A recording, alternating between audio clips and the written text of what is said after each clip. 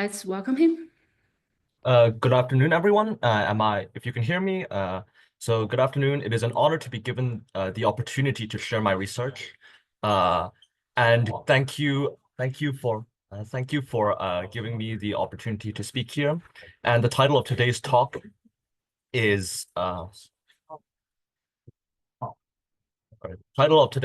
Gravitational Wave Signatures from Quasi-Periodic Eruptions. And to start off, let me give a brief introduction to QPEs. Give me one second.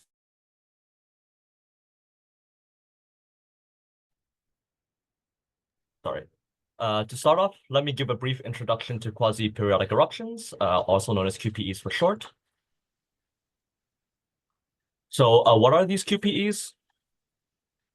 These quasi-periodic eruptions are ultraluminous X-ray bursts, which have luminosities ranging from 10 to the 42 to 10 to the 43 ergs per second. They have varying periodicities, producing an AB pattern. As you can see from this graph, I have reproduced the graph from a GSN 069 paper, and you can see that the black regions have roughly the same periodicity, and this is similar for the red regions. They also have similar periodicity, and as you can see that there is an alternating pattern in the amplitude as well. However, this is not characteristic of all QPEs, as some QPEs produce this ABBA pattern, as seen in the graph below. And you can see that the amplitudes can be quite erratic. So this AB pattern is not characteristic of all QPEs, but it is a general trend. Another interesting feature of these QPEs is that the quiescent luminosity is of similar order of magnitude to the actual QPE burst. Additionally, if we assume that these quiescent luminosities are produced by a disk, this indicates that the accretion rate is quite low and is sub-Eddington. And I will explain the significance of these in subsequent slides.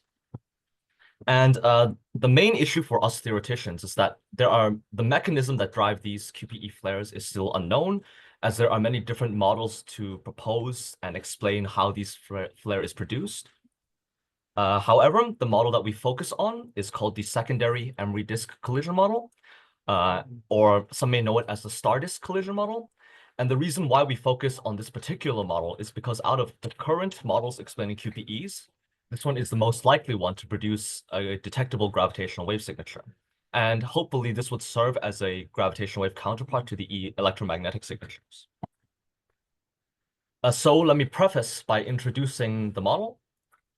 The EM burst we see from the QPEs is caused by something called, it's caused by a shock from this abbreviation that I made called the orbiter-disk interaction. And that is basically an orbiter collides with a disk and produces a shock, and the energy is lost. That energy lost from that shock manifests as electromagnetic radiation. And as seen in the diagram, the orbiter traverses a longer sector of the ellipse that produces the longer period. And when traversing the shorter sector, this produces the quasi-periodicity as the capillary orbit is periodic. This qualitative picture is quite nice, but we will soon see that we need a quantitative way to model the energy to do actual calculations.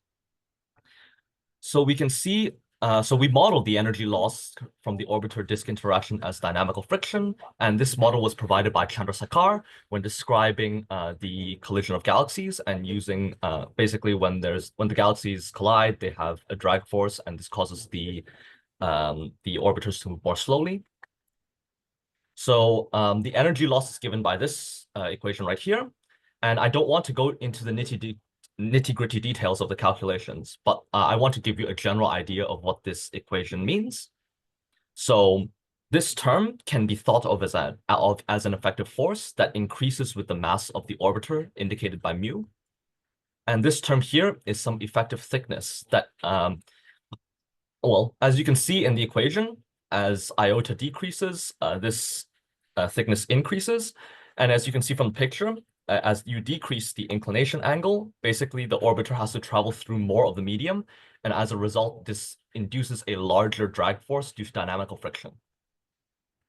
And as I mentioned before, the accretion rate is sub-Eddington, which means that the quiescent luminosity is induced by some accretion.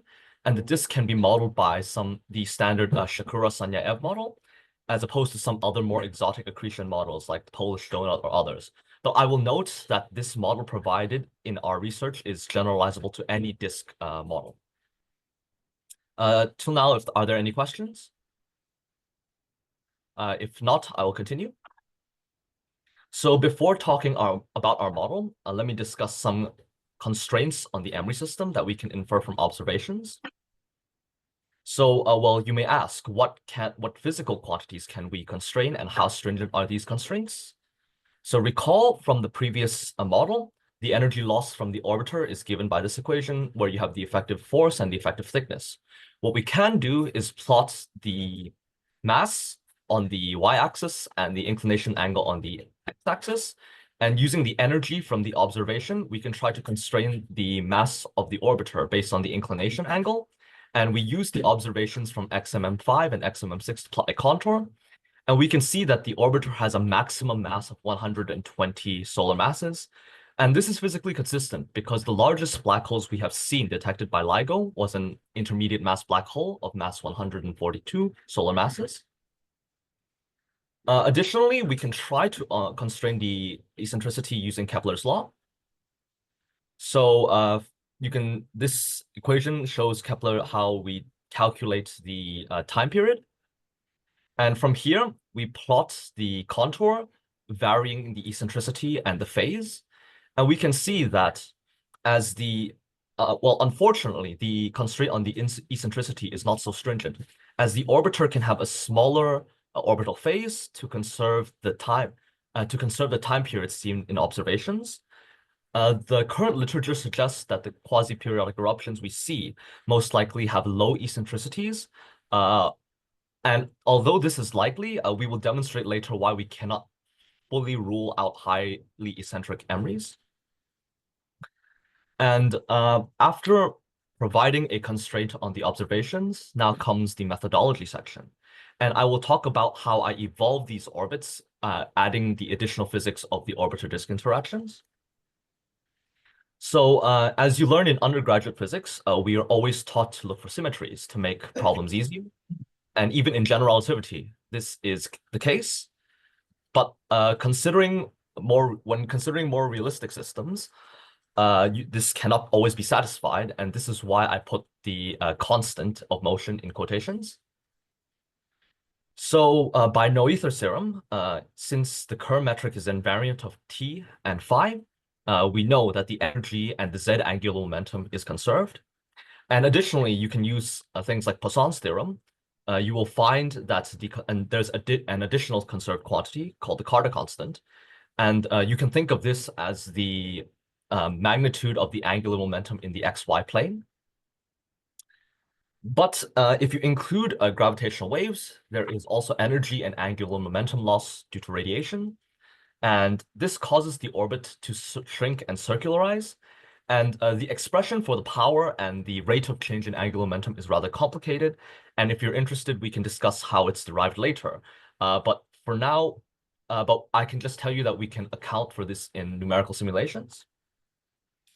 Additionally, the main point of this research is to evolve the orbits with the orbiter-disk interactions and explore the properties of its gravitational waves. So if you want to model the orbit of these QPEs, you would have to include the energy lost due to the orbiter-disk interaction. And we simply subtract the energy from the drag model introduced last time every time the orbiter hits the disk at theta equals theta d, where theta d is the angle where the disk is inclined. And is there any questions regarding this part? And let me take a look at the chat for a section. If not, I will continue. And to go in more detail, let me discuss how these constants of motions are updated after each interaction. So if you look at the physical picture before, we have an orbiter with mass m colliding with the disk of thickness sigma and at a collision angle iota. So the energy is subtracted as just simply based on the model that we have just now. So every time the orbiter hits the disk, we subtract this amount of energy based on the mass of the orbiter. The position of the orbiter tells us the thickness of the disk and the inclination angle. So for bound orbits, it is known to first order that the energy and the z angular momentum is related to something called the phi fundamental frequency. You can think of this as the orbital frequency in the phi direction. And assuming that the fundamental frequency stays constant, we can vary the z angular momentum by varying the energy. And the physical motivation for this is that the fundamental frequency dictates the orbital phase, and this tells us the position of the orbiter and the angular frequency of the orbiter. And we don't want the orbiter suddenly teleporting or jumping around during the orbit, otherwise that would be unphysical. Moreover, we update the Carter constant in a similar fashion. Again, for bound orbits, there is a well-known relation between the Carter constant and the momentum, and it's related by the tangent squared of the inclination angle. And similarly, we assume that the inclination angle stays constant, and by using chain rule and taking derivatives, we see that the change in the Carter constant is related to change in the z angular momentum. And the physical motivation for this is that we want to keep the inclination angle constant. And we want to do this because, again, we don't want the orbiter to suddenly change directions. We simply want the orbiter to decrease its velocity. Basically, what we want to do is allow the angle to remain the same, but we want to decrease the magnitude of the velocity. So now let us look at some of the results from the orbit. So here we plot the orbital trajectory of an EMRI with orbiter-disk interactions, and we can see that they do resemble the Kerr geodesics, exhibiting the apsidal and lens steering precessions we see from general relativity. To see the effects of the orbiter-disk interaction, here we plot the orbital parameters as a function of time. So basically, P is the semilattice rectum, E is the eccentricity, Y is the cosine of the inclination angle, and phi is the orbital phase. We can see that the semilattice rectum, P, and the eccentricity, E, decreases more rapidly with the inclusion of the orbiter-disk interaction. And this is because the energy lost due to the orbiter-disk interaction causes the orbit to shrink and circularize more quickly. And on the other hand, the phases increases more rapidly. And this is because the phase is the time integral of the fundamental frequencies. And this tells us the orbital frequencies. And this implies that the orbital frequencies are increasing due to the orbiter inspiraling closer to the supermassive black hole more quickly. Well, this all seems very interesting, but what we need to do is match the observations. So qualitatively, we can see from this plot, I plot the energy loss due to the orbiter interactions as a function of time. And we can see that we can reproduce this alternating periodicity, this A, B pattern, and we can see the alternating amplitudes. So it seems to me that this model is at least viable to reproduce the EM signatures we see. We can also see a repeating pattern with varying eccentricity. And from this plot, we can see that I would want to call it a double sine wave. So we can see that the amplitude increases, then has this alternating fashion, but also has different phases of this alternating fashion where the ratio between the high and low peaks are different in different phases. And one might naively conclude that highly eccentric EMRIs are ruled out because of the significance difference in ratio between the high and low peaks. But keep in mind, we only have a very limited number of observations and cycles. Therefore, we could be looking at a highly eccentric QPE in a phase where the high and low peaks agree with the ratio seen by observation. And additionally, we don't have a model to convert the efficiencies from this drag to or shock into EM radiation. So there's a little bit of uncertainty here. But I think the most sensible course of action is to generalize this model for all QPEs in preparation for future detection with future space-based detectors like TianQin or LISA. So before I want to show you some of the results of the gravitational wave signatures, I want to give you a primer on gravitational wave physics for those who are not so familiar. So what are gravitational waves? Gravitational waves are ripples in the fabric of space-time. They are generated by the motion of masses on the space-time. And they radiate from their source at the speed of light. Moreover, they carry energy and angular momentum away from the source. They are typically generated by massive binary systems. And here I show an animation showing how gravitational waves around showing the gravitational waves around a circular binary. So in the middle, I produce two circular binary. It could be from neutron stars or black holes, and this would be the space-time around it.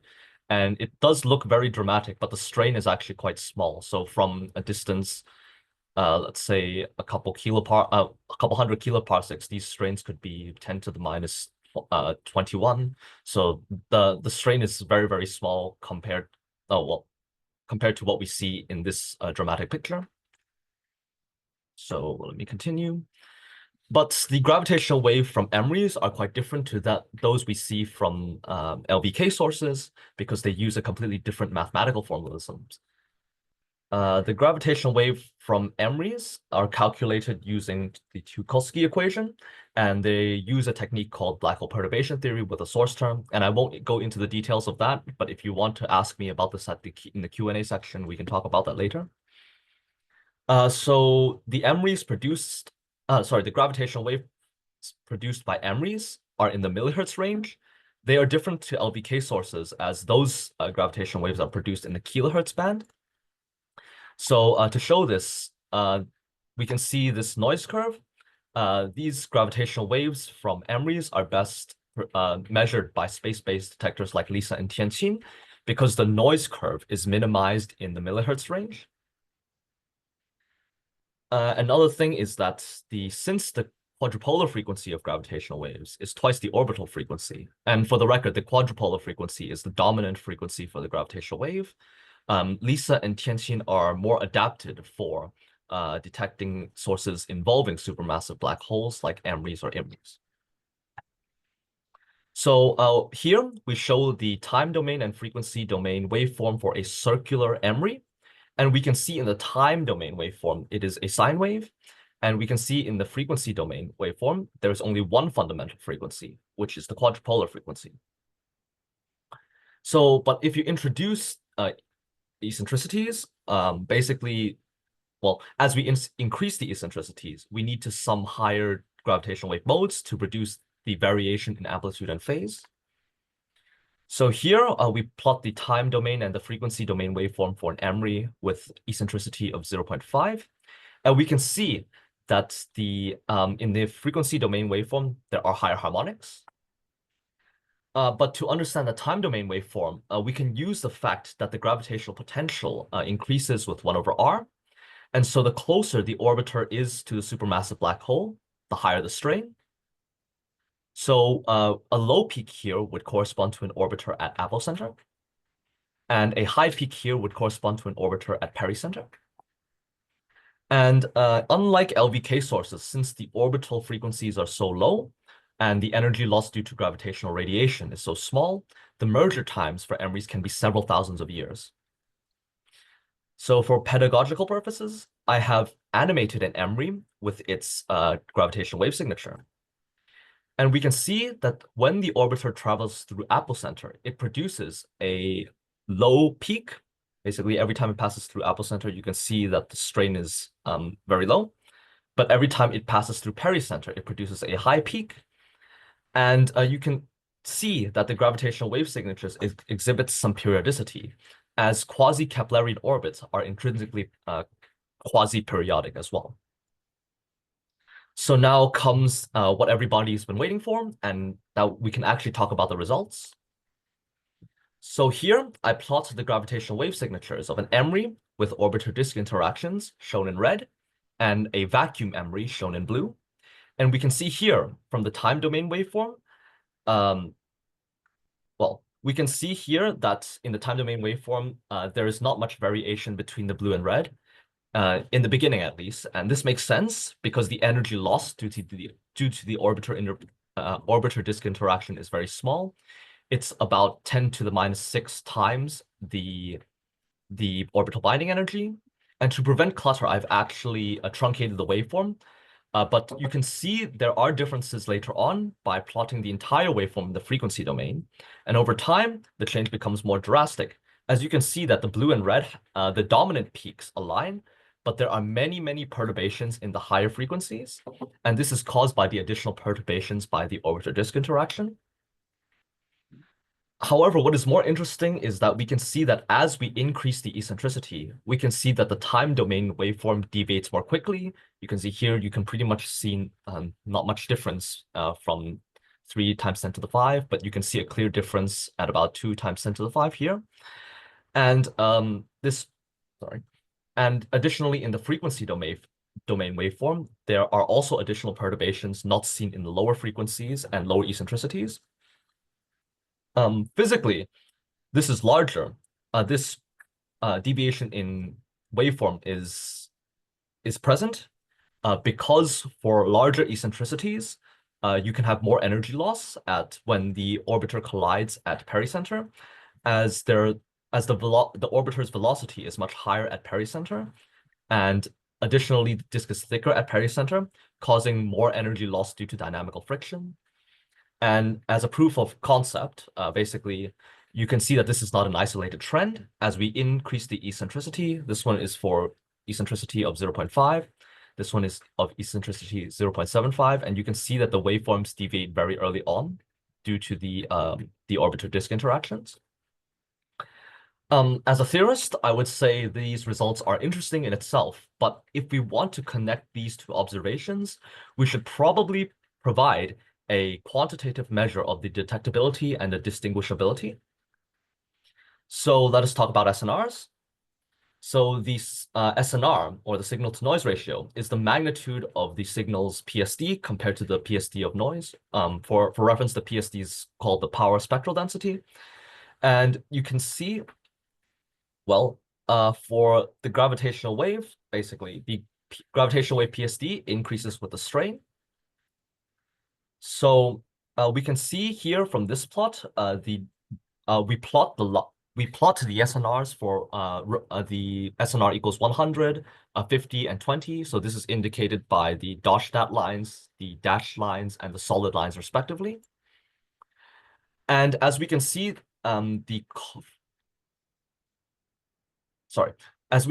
as the closer the source is, the higher the SNR. So basically, if the source is, let's say, very close, you can produce higher SNRs of 100. But and we can also see that the SNR is maximized at 10 to the 6, and this is because the orbital frequency is the same frequency or of a similar frequency to where the PSD of noise is minimized. Moreover, you can see from this equation that the SNR increases with the orbiter's mass, which this is because it produces a larger strain. But if all this is really tricky to understand, just note that the higher the SNR, the louder the signal, and the more detectable the gravitational wave signatures will be. But to determine the distinguishability, we need to use a quantity called the mismatch. We can define the mismatch as the weighted inner product between two waveforms. So basically, rho is the SNR of one waveform, rho bar is the SNR of another waveform, and H tilde and H tilde bar are two different waveforms. And this inner product is defined by this integral, and this can be thought of as a convolution weighted over the power spectral density of noise. But geometrically, you can think of this in another way. So you can think of this match basically as the inner product between two vectors. So you can have one vector H tilde and another vector H tilde bar. And the mismatch can be thought of, the match can be thought of as the inner product, the cosine of the angle. And the mismatch can be defined as 1 minus the match. And to determine whether the gravitational waves are distinguishable from one another, we typically use this rule of thumb that is typically quoted in the EMRI literature. So now I want to present some of the SNR and mismatch results. So what I did was I varied the supermassive black hole mass and I varied the eccentricity. You see it from 0 to 1, but I don't actually plot it all the way to 1. I plot it to 0.999 something. And what happens is I fix the orbiter's mass to 30 solar masses. And as we can see, the SNR is actually quite low. And this will most likely be not detectable for TianQin because we need a minimum SNR of 15 to 20 to be detectable. And to explain this, we can look at the noise curve again. We can see that the SNR for TianQin is minimized at higher frequencies than that of LISA. And since the current QPEs have low orbital frequencies, TianQin is not likely to detect current QPE gravitational waves, but it may detect sources with higher frequencies than that of LISA. And one may ask, how does LISA fare? Fortunately, as we can see for LISA, the SNR is significantly higher. So here I have shown the contours for the SNR for being 15 and SNR being 20.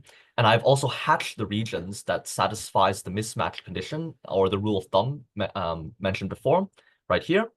And we can see that there is a region here where the gravitational wave signatures will be not only detectable, but they're also distinguishable from regular vacuum EMRIs.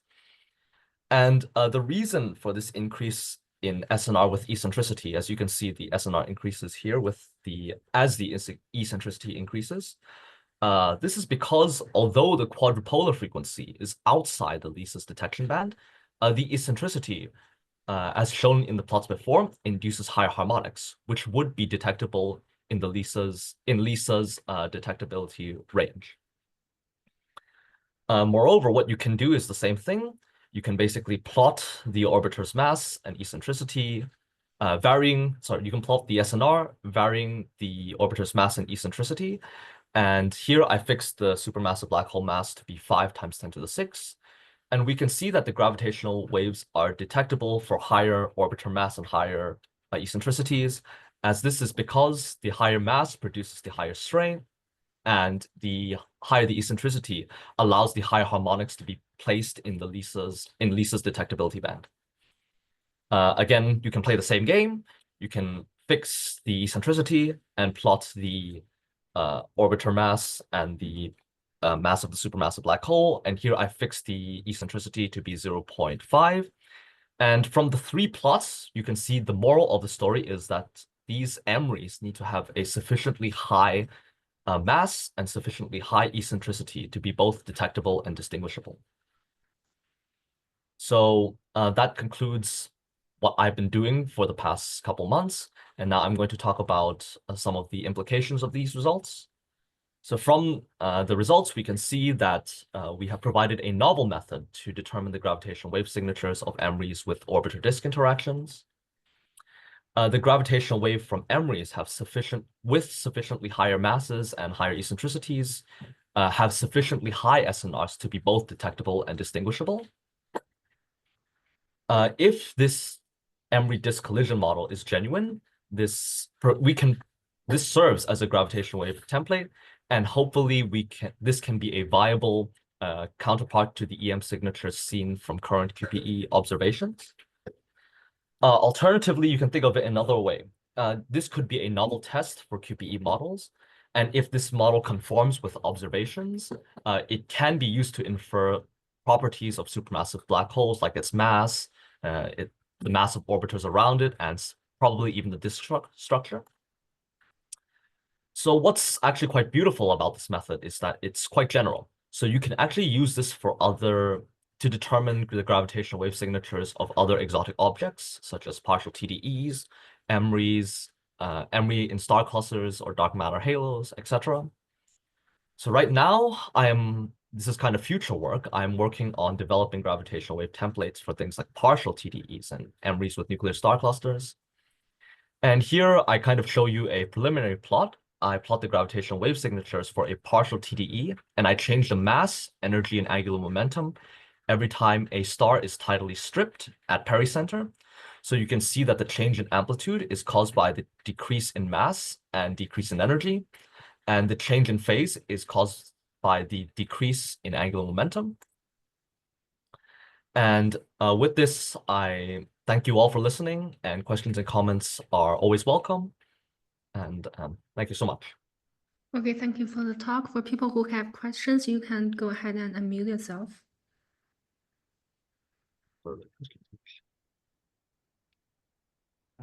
Excuse me? Yes, hello. Hi. You talk about the influence of the mass and also the eccentric. So how about the radius of the orbit? That's an excellent question. So basically, I think you mean in these plots, I only talk about mass and eccentricity, correct? Yeah. Okay, so that's an excellent question because the radius of the orbit also determines the gravitational wave frequency. But in these plots, I'm basically trying to match the observations seen by GSN 069. So for when producing these plots, I want to match the observation for current QPEs. But by increasing the mass, I also need to so when increasing the mass, I basically also inherently decrease the radius to match the orbital frequency. Okay. And also you show some theoretical calculation in the frequency domain. So You mean in the real observational GW data, can we do such kind of analysis, or we only work on the time domain? typically we only detect the gravitational waves in the time domain, but we just so I assume that your question is whether we can obtain the frequency domain data. Is that your question? So Because no, it's very noisy. so basically what LISA will do is it will obtain the time domain data, and to get it in the frequency domain, we just need to perform a fast Fourier transform. So we don't obtain the frequency domain data directly. Okay, thanks. No problem. Any other questions?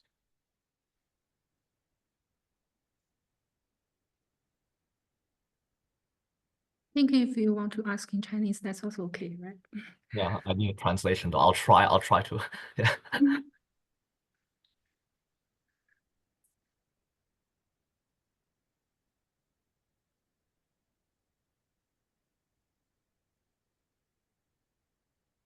Okay, if no more questions, then I will thank our speaker on behalf of everyone. So have a good day. Thank you. Thank you so much for having me. See you.